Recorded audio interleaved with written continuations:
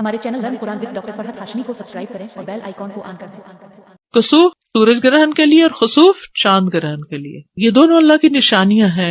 یہ کوئی فن کا وقت نہیں ہوتا بلکہ اللہ کی طرف متوجہ ہونے کا وقت ہوتا ہے۔ سورج اور چاند اللہ کی دو نشانیوں میں سے ہیں۔ اللہ سورج کو گرہن اور چاند کو گرہن لگا کر اپنے بندوں کو قیامت کا دن یاد کراتا ہے کہ اس دن ان کی روشنی ختم ہو جائے گی۔ اس میں آپ دیکھیے کہ ہمارے یہاں بڑے توہمات ہیں، یعنی چاند اور سورج گرہن کے ساتھ شامت آتی ہے حاملہ خاتون کی کہ اس نے لیٹنا نہیں ہے اور اس کو چلتے ہی رہنا ہے ورنہ بچے کے منہ پہ داغ پڑ جائے گا، اور اس قسم کی بہت سی باتیں۔ اس موقع پر نبی صلی اللہ علیہ وسلم کے بیٹے فوت ہوئے تھے تو لوگوں نے اس کو اس سے منسوب کر لیا کہ اس وجہ سے یہ گہن ہوا ہے کیونکہ ابراہیم کی وفات ہوئی، یعنی اس کے ساتھ ہی ہوا۔ تو آپ نے فرمایا اس کا کسی کی موت سے کوئی تعلق نہیں، یعنی یہ نہیں کہ کسی ملک کا سربراہ وہ مر جائے گا کیونکہ اس کے ہوتے ہوئے سورج گرہن یا چاند گرہن لگ گیا۔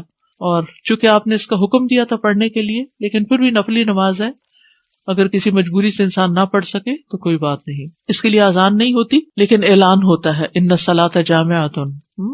اگر حرم میں کبھی آپ ہوں تو وہاں ان الصلاۃ جامعۃ کی آواز کے ساتھ نماز کے لیے بلاتے ہیں اور لمبی نماز پڑھاتے ہیں۔ اور اس میں حضرت عائشہ کہتی ہیں کہ سورج بے نور ہوا ایک بار آپ کی زندگی میں، آپ مسجد میں تشریف لے گئے، لوگوں نے آپ کے پیچھے صفیں بنائی اور پھر آپ نے تکبیر تحریمہ کہی۔ مرد اور عورتیں سبھی پڑھتے ہیں، حضرت عائشہ بھی پڑھ رہی تھی، حضرت اسماء نے دیکھا اور پھر وہ بھی شروع ہو گئی۔ اور اس کا طریقہ تھوڑا سا مختلف ہے نماز کا، اس میں تکبیر تحریمہ کہے، پھر دعائے استفتاح پڑھے، پھر تعوذ پڑھے، اس کے بعد سورۃ الفاتحہ کے ساتھ سورت ملائے اور لمبی قرات کرے۔ ثم یرکع رکوعا طویلا، پھر لمبا رکوع کرے، پھر رکوع سے سر اٹھا کر سمع اللہ لمن حمد ربنا ولک الحمد کہے، پھر دوبارہ سے سورت فاتحہ پڑھے، سجدے میں نہیں جانا ابھی، ٹھیک ہے، اور پھر سورت فاتحہ کے ساتھ کسی دوسری سورت کو ملا کر لمبی قرات کرے، تاہم پہلی رکعت یا پہلے قیام سے یہ قیام تھوڑا کم ہوگا، پھر دوسری مرتبہ لمبا رکوع کرے لیکن پہلے رکوع سے قدرے کم لمبا ہوگا، پھر رکوع سے سر اٹھائے، ٹھیک ہے، یعنی رکوع بھی تھوڑا لمبا لیکن پہلے رکوع سے کم، پھر رکوع سے سر اٹھائے، کافی دیر کھڑا رہے، سمع اللہ لمن حمد ربنا ولک الحمد پڑھے، پھر دو لمبے لمبے سجدے کرے، اسی طرح دونوں سجدوں کے درمیان بھی کافی دیر بیٹھے، یعنی جلسہ میں اس میں کیا پڑھتے ہیں رب اغفر لی رب اغفر لی، اس کی تکرار کرتا رہے، پھر دوسری رکعت کے لیے کھڑا ہو اور بالکل پہلی رکعت کی طرح دوسری رکعت میں بھی دونوں رکوع وغیرہ ادا کرے، ٹھیک ہے۔ ہر رکعت میں دو رکوع ہیں اور دو سجدے ہیں، یعنی دو رکعتیں بن جاتی ہیں ایک طرح سے، لیکن دوسری رکعت کا عمل پہلی رکعت کے اعمال سے قدرے کم ہوگا، یعنی طول اس کا۔ پھر اس کے بعد تشہد میں بیٹھے اور آخر میں سلام پھیر دے۔ 4 قیام، 4 رکوع اور 4 سجدے بھی ہیں۔ جہری قرات، آپ نے بلند آواز سے قرات فرمائی تھی، اس میں پرمشقت قیام تھا۔ حضرت عائشہ کہتی ہیں کہ رسول اللہ صلی اللہ علیہ وسلم کے زمانے میں سورج کو گرہن لگ گیا تو آپ نے بڑا پرمشقت قیام، یعنی بہت دیر کھڑے رہے، لمبا قیام کیا۔ آپ کا قیام سورۃ البقرہ کی قرات کی طرح طویل تھا۔ ہم تو پوچھتے ہفتے میں سورۃ بقرہ پڑھ لیں۔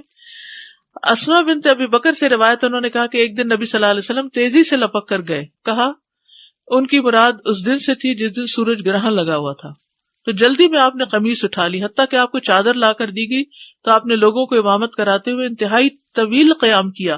اگر کوئی ایسا انسان آتا جس کو یہ پتا نہ ہوتا کہ آپ قیام کے بعد رکوع کر چکے ہیں تو اس قیام کی لمبائی پر وہ کبھی نہ کہہ سکتا کہ آپ ایک دفعہ رکوع کر چکے ہیں۔ طویل رکوع اور سجود، پھر نماز کے بعد خطبہ دینا۔ گرہن لگنے پر کرنے کے کام کیا ہے؟ ذکر، دعا اور استغفار کی طرف لپکنا، کثرت سے استغفار کرنا، تسبیح، تحمید اور تحلیل کہنا، عذاب قبر سے پناہ مانگنا۔ آپ نے جب طویل قیام کیا تو فراغت کے بعد جو کچھ اللہ نے چاہا اسے بیان کیا اور پھر لوگوں کو حکم دیا کہ وہ عذاب قبر سے پناہ مانگے۔ صدقہ کرنا، سنن نبی داؤد کی روایت میں آتا ہے کہ جب تم یہ کیفیت دیکھو تو دعا کیا کرو، تکبیر بیان کرو اور صدقہ کیا کرو۔ غلام آزاد کرنا، اسماء رضی اللہ عنہ کہتی ہیں کہ نبی صلی اللہ علیہ وسلم نماز کسوف کے موقع پر غلام آزاد کرنے کا حکم دیا کرتے تھے۔ تو کسوف کی نماز دن میں ہوگی اور چاند گرہن کی رات میں ہوگی، اور چونکہ آپ نے اس کا حکم دیا تھا پڑھنے کے لیے، لیکن پھر بھی نفلی نماز ہے، اگر کسی مجبوری سے انسان نہ پڑھ سکے تو کوئی بات نہیں۔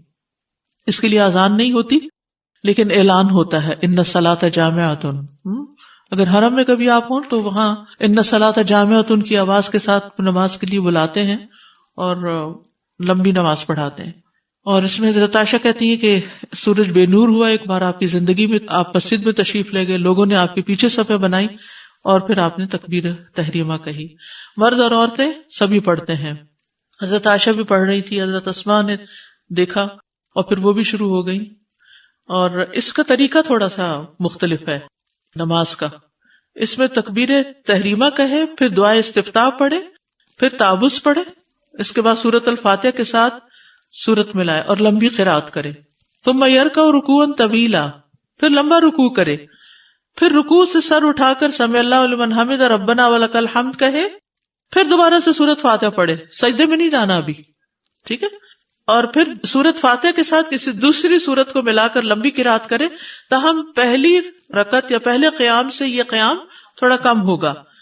پھر دوسری مرتبہ لمبا رکوع کرے لیکن پہلے رکوع سے قدرے کم لمبا ہوگا، پھر رکوع سے سر اٹھائے، ٹھیک ہے، یعنی رکوع بھی تھوڑا لمبا لیکن پہلے رکوع سے کم، پھر رکوع سے سر اٹھائے، کافی دیر کھڑا رہے، سمع اللہ لمن حمد ربنا ولک الحمد پڑھے، پھر 2 لمبے لمبے سجدے کرے. اسی طرح دونوں سجدوں کے درمیان بھی کافی دیر بیٹھے، یعنی جلسہ میں. اس میں کیا پڑھتے ہیں؟ رب اغفر لی رب اغفر لی، اس کی تکرار کرتا رہے. پھر دوسری رکعت کے لیے کھڑا ہو اور بالکل پہلی رکعت کی طرح دوسری رکعت میں بھی دونوں رکوع وغیرہ ادا کرے، ٹھیک ہے. ہر رکعت میں 2 رکوع ہیں اور 2 سجدے ہیں، یعنی 2 رکعتیں بن جاتی ہیں ایک طرح سے، لیکن دوسری رکعت کا عمل پہلی رکعت کے اعمال سے قدرے کم ہوگا، یعنی طول اس کا. پھر اس کے بعد تشہد میں بیٹھے اور آخر میں سلام پھیر دے. 4 قیام، 4 رکوع اور 4 سجدے بھی ہیں. جہری قرات، آپ نے بلند آواز سے قرات فرمائی تھی، اس میں پرمشقت قیام تھا. حضرت عائشہ کہتی ہے کہ رسول اللہ صلی اللہ علیہ وسلم کے زمانے میں سورج کو گرہن لگ گیا تو آپ نے بڑا پرمشقت قیام، یعنی بہت دیر کھڑے رہے، لمبا قیام کیا. آپ کا قیام سورۃ البقرہ کی قرات کی طرح طویل تھا.